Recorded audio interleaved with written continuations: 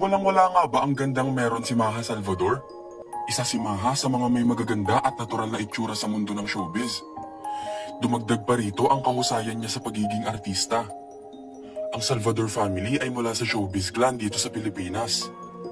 Karamihan sa kanila ay talagang nakilala sa pag-aartista. Gaya ni Maha na ang ama ay isang former actor na si Ross Rival. Tito niya ang mahusay na aktor na si Philip Salvador. Half-brother niya naman si John Hernandez. Pamangkin niya rin ang kapwa-artista na si Janela Salvador. Talagang nananalatay ang dugo ng pagiging artista sa angkan ng mga Salvador. Ngayon nga ay pinaggaguluhan online ang kapatid ni Maha Salvador. Ito'y matapos pagkaguluhan sa social media ang kapatid ni si Jessie dahil sa taglay na ganda nito. Totoo nga bang tinalbugan niya ang gandang meron ang kanyang ate?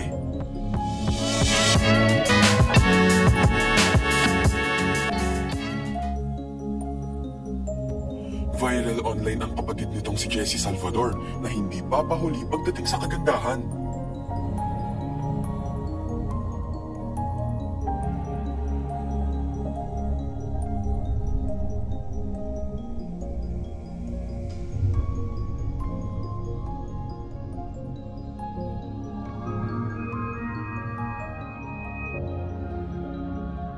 Masasabing pang beauty queen ang ganda nito.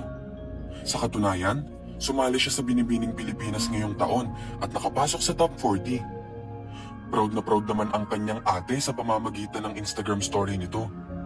Good luck Binibining at it's Jessie Salvador, proud of you, post nito sa pagsusuporta sa kanyang kapatid.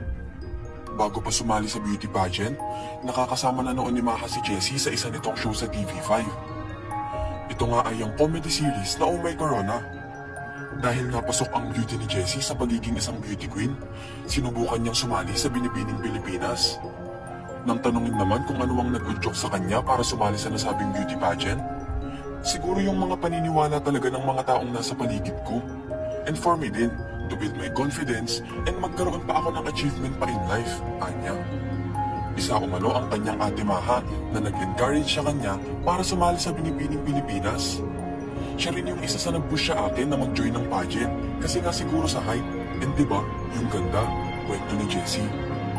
Bago raw sumabak ay nagbigay din daw ang kanyang ate ng words of wisdom sa kanya. Huwag kang paghinaan ng loob kasi lahat naman nadadaan sa training. Napag-aaralan ang lahat ng bagay and maniwala ka lang sa sarili mo na kaya mo, payo raw nito. Hindi man nasungkit ni Jessie ang corona sa Binibining Pilipinas. Malaking bagay na raw ang maging kandidata at makapasok siya rito.